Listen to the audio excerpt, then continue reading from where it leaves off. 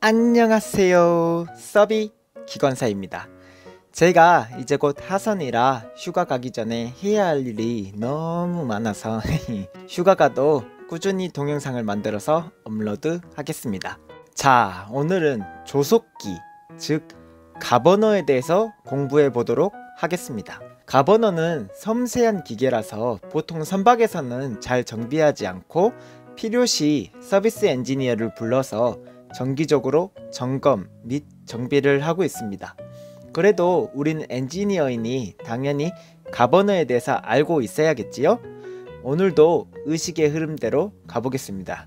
렛츠 고! 조속기의 조자는 조절하다의 조자입니다. 속자는 당연히 속력의 속자이겠지요. 그렇다면 이름 자체만으로 속력을 조절하는 기계라는 뜻이네요. 그렇다면 무슨 속력을 조절하는 것일까요? 선박 엔진, 즉 메인 엔진과 발전기의 RPM을 조절해 준다고 보면 됩니다. 메인 엔진이 황천 시 프로펠러가 수면에 나오거나 프로펠러 축의 절손 등으로 엔진의 부하가 갑자기 감소하면 이는 곧 회전 속도가 갑자기 붕 하면서 증가하겠지요. 이 현상을 쉽게 설명하면 줄다리기를 하는데 양쪽에 엄청나게 열심히 줄을 당기고 있잖아요. 그런데 한쪽에서 줄을 놔버리는 현상과 비슷합니다. 그러면 반대쪽은 붕 하고 날아가면서 넘어지겠지요. 엔진도 마찬가지입니다. 일정한 부하가 있는데 이 부하가 갑자기 사라져 붕 떠버리면 엔진의 각부 부품에 손상이 가겠지요. 예전에 제가 토크리치를 알려드린 적이 있지요. 황천항해 시 엄청난 저항을 받으면서 운전하고 있는데 이 상태를 토크리치 존이라고 했잖아요. 이 상황에서 프로펠러가 수면상 위로 뜨게 되어 이 운동이 맥없이 풀려버리는 현상을 말하고 있습니다. 이러한 현상 때문에 조속기는 즉시 연료 공급량을 변경하지 않으면 안 되는 것입니다. 또한 발전기는 부하의 변동에 관계없이 일정한 RPM을 유지하는 게 중요합니다.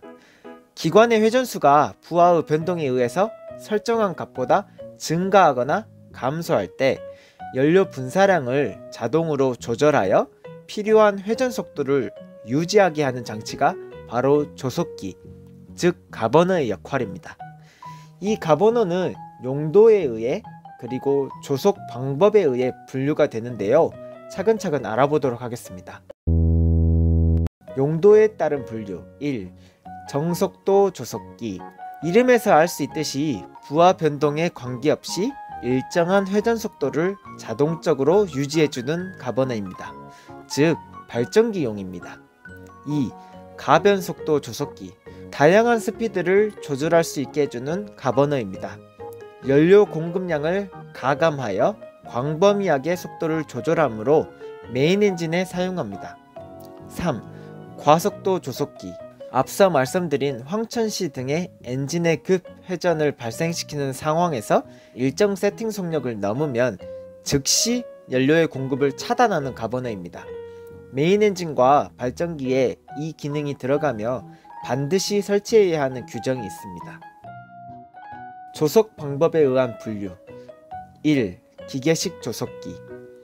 용도에 따른 분류는 엔지니어에게는 기본 상식이라고 보면 이 부분은 메커니즘을 이해하셔야 합니다. 우선 이 장난감을 기억하시나요? 대부분 한 번쯤은 가지고 놀아 보셨을 텐데요.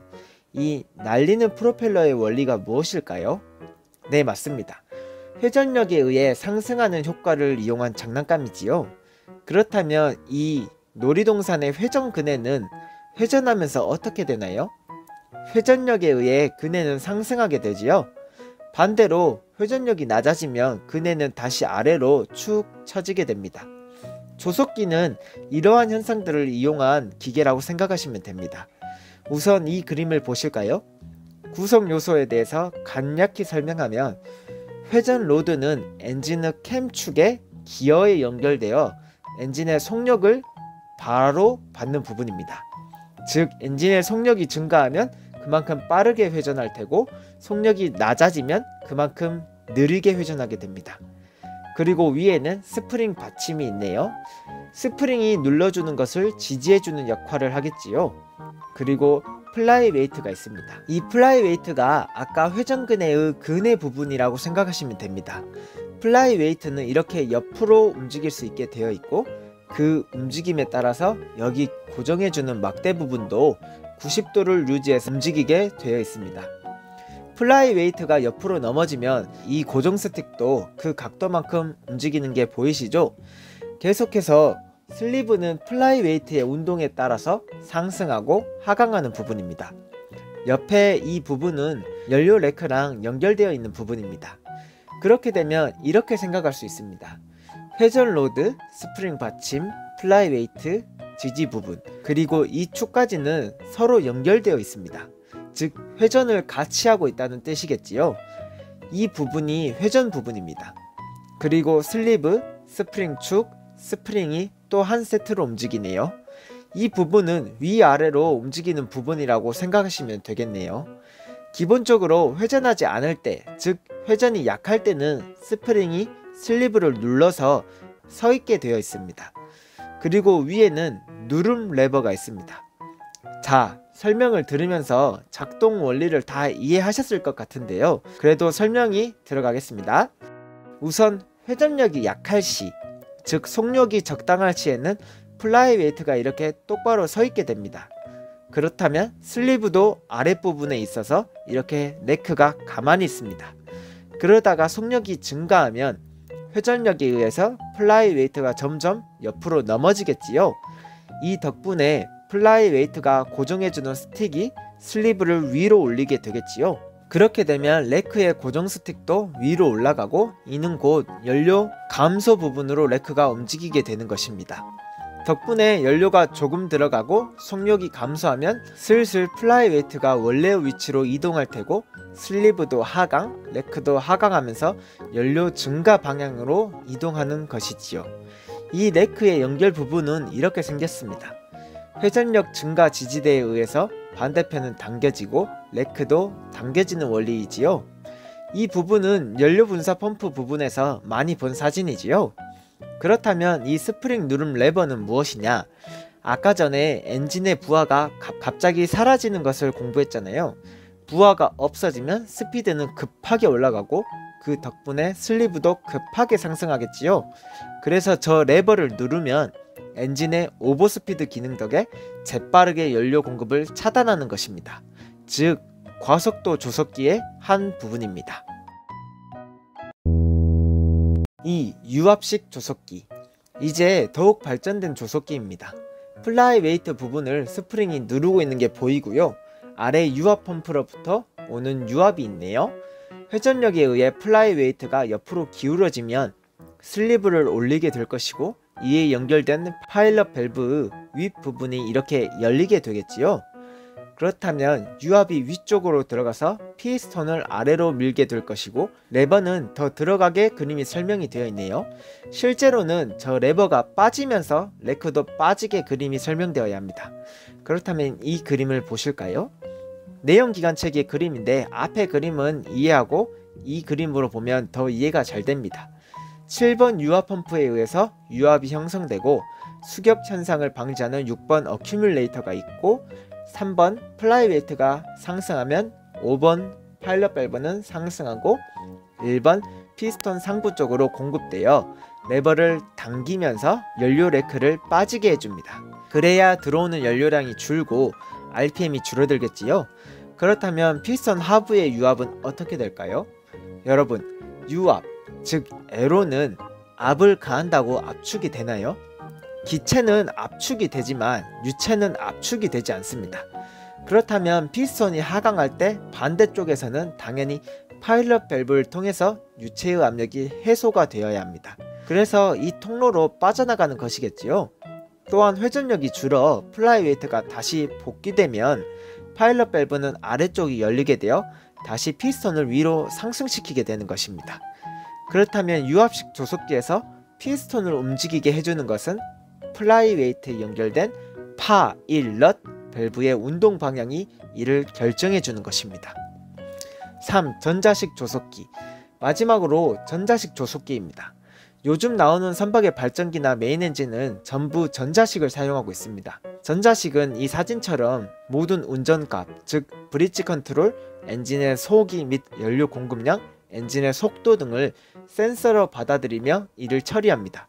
그리고 피드백을 받으면서 계속 안정적으로 조정하는 원리입니다. 마지막으로 가버너에 대해서는 공부를 다 했고, 이 가버너가 어떻게 엔진에 붙어 있는지 보여드릴게요. 가버너가 연료 펌프 렉이 연결되어 있는 건 아셨잖아요. 간략하게 설명해 드릴게요. 여기에 가버너가 있습니다. 가버너의 끝 렉크 부분은 여기에 긴 봉과 연결이 되어 있습니다. 이런 식으로 말이죠. 그렇다면 이 연결부는 각 연료 펌프 렉크와 이 어셈블리 스틱과 연결되어 있습니다. 그렇게 가버너의 명령을 따라서 이 긴 봉이 앞뒤로 움직이겠지요. 그리고 이 어셈블리 스틱이 여기 연료 펌프의 넥이랑 연결되는 것입니다. 전반적으로 어떻게 작동하는지 이해가 되셨나요? 이거 관련 GIF를 찾고 싶었는데 찾을 수가 없네요. 그림으로 이해해 주시기 바랍니다.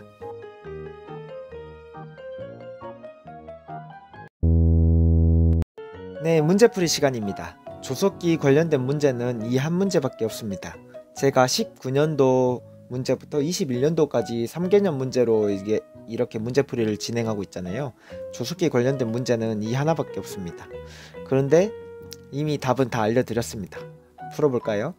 유압식 조속기에서 출력 피스톤의 운동은 어느 것에 의해 직접 관제되는가? 정답은 파일럿 밸브라고 제가 알려드렸죠. 그래서 정답은 파일럿 밸브의 운동 방향입니다. 여러분, 공부가 어떠신가요? 쉽게 다가오지 않으신가요? 저는 한국의학대학교를 졸업하면서 학점이 4점대에 당시 한해대 출신 기관과에서 유일한 현대상선 장학생이었는데요. 지금의 제가 당시에 저의 지적 수준을 생각하면 여러분과 별반 차이가 나지 않는다고 생각합니다. 왜냐하면 학교에서 주입식으로 공부하고 시험 기간에만 외우는 지식은 별 도움이 되지 않거든요. 그리고 이 내연 기간만 해도 혼자서 공부하려면 무엇이 중요한지 무엇이 불필요한지 분별하기가 쉽지가 않습니다. 그렇기에 여러분이 실기사나 3기사로 승선했을 때 지식을 제대로 갖추지 않는다면 한정된 공간에서 생활하는 선박에서 상관들의 따가운 눈초리를 피하기가 쉽지가 않겠지요. 저는 그래서 생각합니다. 준비기간이 너무나 중요하구나. 안 그래도 어려운 승선 생활을 우리 후배님들이 잘 버티게 만들려면 내가 교육을 시켜야겠다 해서 생긴 프로젝트가 이 선박기관사 상급에서 1급까지입니다. 너무 오지랖인가요? 그런데 막상 나중에 선박에서 일하다 보면 직급이 낮아서 무시받고 일을 못해서 무시받고 몰라서 무시받는 경우가 너무나 많기에 우리 후배님들은 이런 무시를 받지 않았으면 좋겠습니다. 앞으로도 같이 열심히 공부하도록 합시다. 이상 서비기관사였습니다. 구독과 좋아요는 사랑입니다.